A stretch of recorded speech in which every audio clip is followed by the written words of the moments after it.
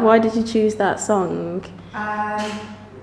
It's one I've been listening to quite a lot because, well, LSB's got an album coming out soon, which I'm quite looking forward to. Yeah. This trio, I suppose, LSB, Tyler Daly, DRS, worked on a tune probably about a year ago now, maybe, called The View, that was quite a big tune, and it's one that I guess, you know, from the parties and the festivals, and you hear it a lot, and just I've always respected DRS's music. Tyler Daly, sort of being introduced to him through that has been quite significant, being a vocalist myself. He's got a really great voice, and he just adds something to it. And then LSB as a producer, this is going to be his first album, so it's quite an exciting time to sort of be listening to this kind of drum and bass and to be hearing it. So I think as well it's just quite a powerful piece of music. I mean, I myself, as soon as I heard it, was like, right, I need to jump on the piano to see if I can start an acoustic cover of this. I'm playing around with a few ideas.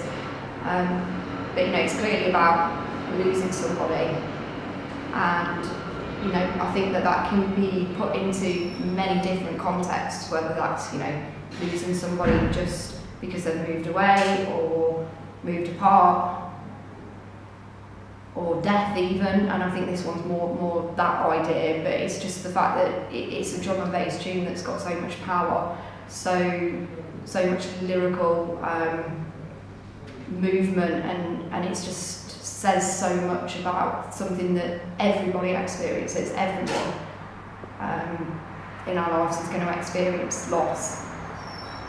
Drum and bass for a lot of people would be noise, and you know, just quick noise, and that's what people assume, and I guess it's a stigma that still perhaps survives today, and a lot of people don't necessarily branch out and listen to all of this other stuff that's around this one genre of music that has all these subgenres that are so complex, and there's so much within those that for me this kind of summarises that sort of idea with drum and bass now, that it's not just one thing, it's multiple things, and it's going to be so much to a lot of people, including myself, for a long time.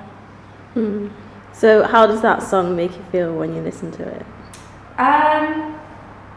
I don't know, that it's multiple things, I suppose, because I think if you listen to the lyrics, you know, they're really powerful, they're really moving, so there's that sense of sadness within it, and that sense of understanding as well, how people are feeling and what they're trying to communicate, but at the same time, you know, you hear it, and I know that it reminds me of those points in time when I'm going to be out with my friends and singing along, and so there's that kind of uplifting feel to it, and I don't know if that's because of my relationship with drum and bass and that style of music, but that's something that I know, I feel, I hear it, and I just want to move, and I definitely, you know, this is the one that when I'm at the parties I go, someone playing this in you know, this is a tune, I need to hear this at the moment. Yeah. You know, and it's that idea of, you know, I guess the fact that it's about losing people or losing someone,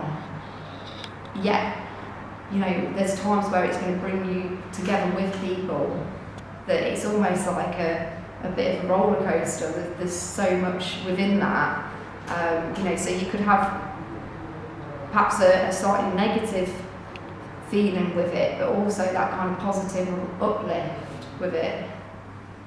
Yeah. And is there like a particular mood that you have to be in to listen to it, or it's just like when you're getting ready? It's all the time at the moment, to be honest. This is one that I'm just playing a lot, so it's the one, like I said, I'll be at the parties and I'll be going, someone play that tune. As soon as it came out, I had to buy it, so just so I could have a little mix and a play with it myself. But then, yeah, there has been other times where I've been sat there and it's been on because, you know, I'm stressed at working, I'm kind of just getting stuff done. So, yeah, I don't know if it's a particular kind of mood. I guess, like I say, I think because of the type of music it is, it can be taken in a couple of different ways. Like, I don't think it's going to drop in a rave or a party and people are going to feel that kind of negativity or sadness about what it's about. But then if you do sit there and listen and unpick the lyrics and the ideas within it, then yeah, you are going to kind of feel that sense of sadness. But again, I think it's just that understanding. I think that's one of the things that's really powerful about DRS as an MC.